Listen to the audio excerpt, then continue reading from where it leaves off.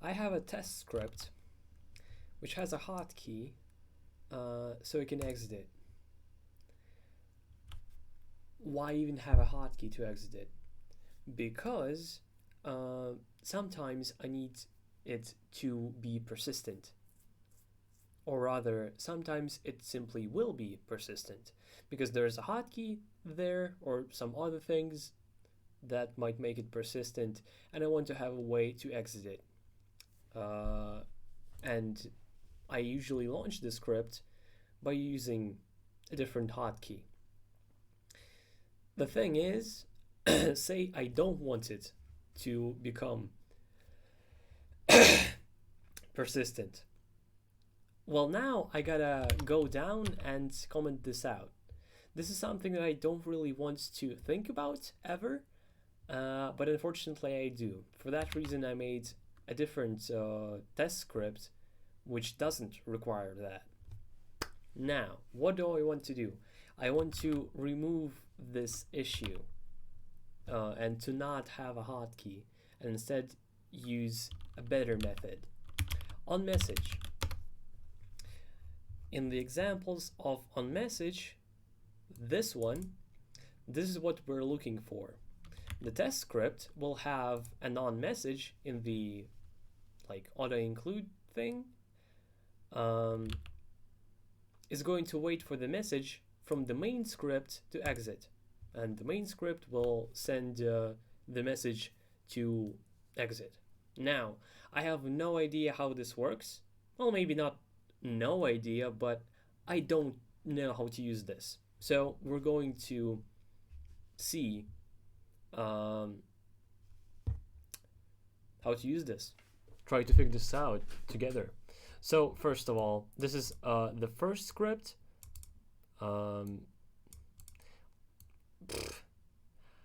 Okay, I got it. So in the first script, meaning the test script, on message 5555 and a function object, which will lead to xdap. Pretty simple. And in the main script, this is the function. We already have that. Detect hidden windows is something that I need to think about. It's going to be in a function, so we just launch the thread. We don't need to make it false because the thread will exit once you perform a function because of the local scope. If win exists, instead of win exist, we can just try. But I guess if win exists is a better, what's it called? Practice, yes. Then we post message 5555, 1122. I have no idea what those actually mean. That might not matter actually. Yes, true. Okay. This is such weird phrasing. Must not be turned off until after post message. I mean, I don't blame you. Sometimes explaining things can be difficult. That's why my main channel videos are so rare, because I'm terrified of writing scripts. It takes a lot of effort. Okay, so it seems like it's pretty easy actually. Let's go to the test script. And I guess do it on message. Nope, not this. On message, OX5555. Then, oh, we forgot something. XDAP. And that's it for this. Okay, we're done here. Now let's go to keys, which is my main script, which includes everything else. Pause. We're gonna add a hotkey here. Alt pause. str. We're gonna call a function that we're yet to build. str. Exit test, I guess. Okay, now we go to script. Nope. Script, which is the library I use for a bunch of script related things like reloading, hard reloading, which doesn't work now anymore. Not sure why. Suspending, run as admin. Yeah.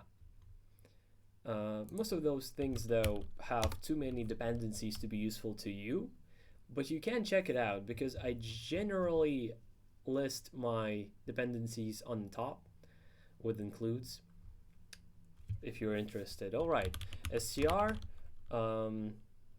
exit test, no parameters needed. Okay, so let's go back. We detect hidden windows. Okay, easy enough. Detect hidden windows. True. Okay.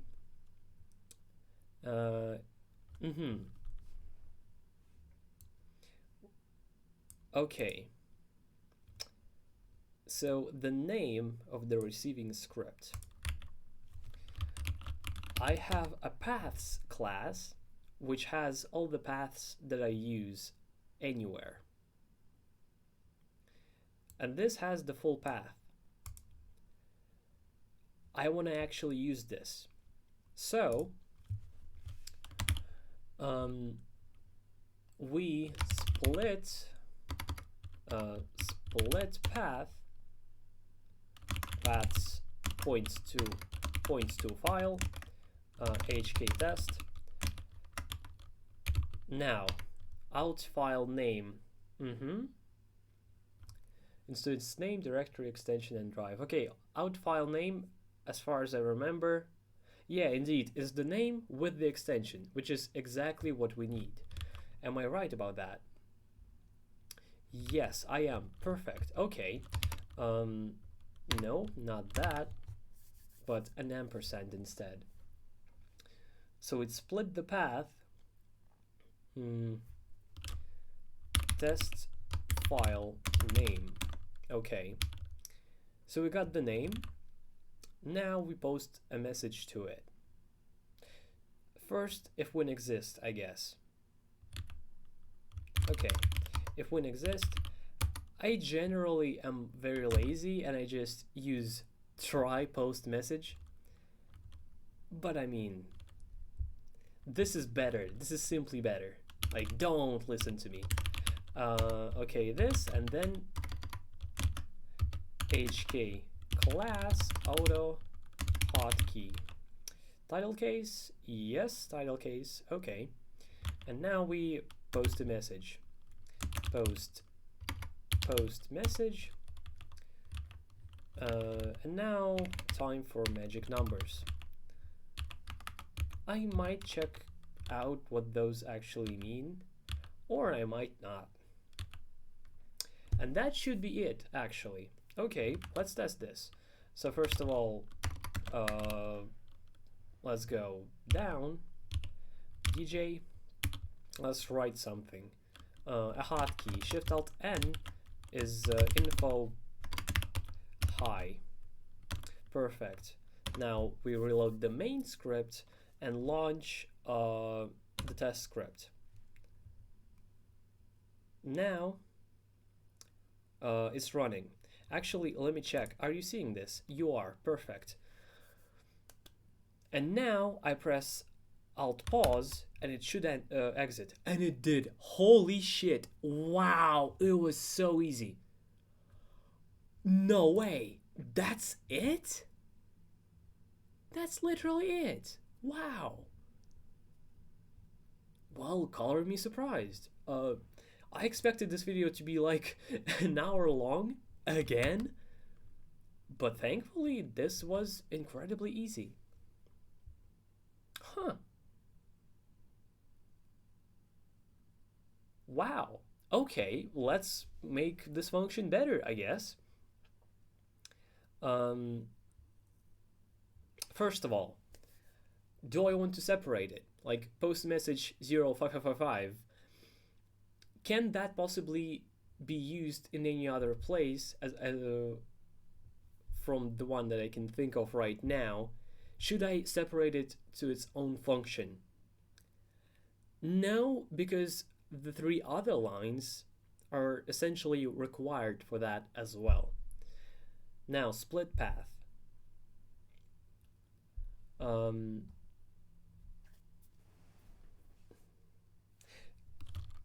Let me explain what I'm thinking.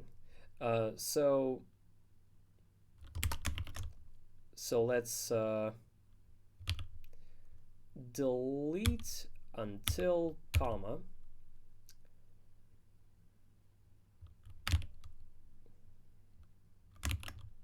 So this for back needed 6. Okay. Let's check, because one word, this is also a word. Word, this is considered a word. This also. Okay, so in quotes. Okay, so a bracket and a quote are considered one word still. Okay, so let's say full path is this, and then we go, so 3, boom, now I'm correct, full path. So now you can pass a full path to the script, to this function, to exit it. Now, technically, only the name is required. You don't need the full path, but it's easier for me to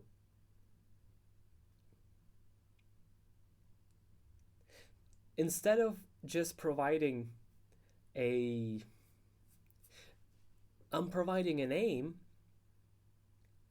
and if I ever change the name of my test file, I have to go out of my way and change it whenever I call this function.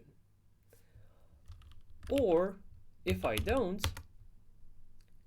and I change the name to something else, the only place where I have to change it is the paths class. Nowhere else. And I don't have to worry about this, which is amazing. Yeah, that's why I'm using split path, so I can depend on one thing rather than multiple, and having to write regex whenever I move or rename a file. That's pretty annoying. So I'm gonna keep split path. At the end of the day, this is probably only going to be used by me. And if not, I mean, go ahead, because you don't actually need split path. Basically, what it's gonna look like for you usually. So change inside brackets, test file name. This is what the function is going to look like to you. Not to me though. Okay. So we're done with that. HK class AutoHotkey, this will always be that. Yeah, I guess that's true. I've been thinking of kind of splitting this library into two, but barely makes sense. Some things are really useful, like reload, because the built-in reload function is pretty ass. Hard reload doesn't really work for me anymore. Suspend, the only reason why it's not basic is because of my function toggle info, which we made, I think, 2 videos ago, or on the previous one, don't remember. Yeah, so a bunch of things that aren't really required but are useful, once again, at least to me. Well, okay, I guess. That's it. It's actually that easy. You're welcome. Now, if you wanted to make a hotkey to, like, from one script to make it exit a different one, that's how you do it. So in the script that you want to exit, you do this on message, this message, and then a function object, and I explain function objects on my main channel. There's the function objects video, arrow functions. Yeah, I think that's it. So you make a function object, what it does when it catches the message, and that's the function that you need. That's it. Okay, goodbye.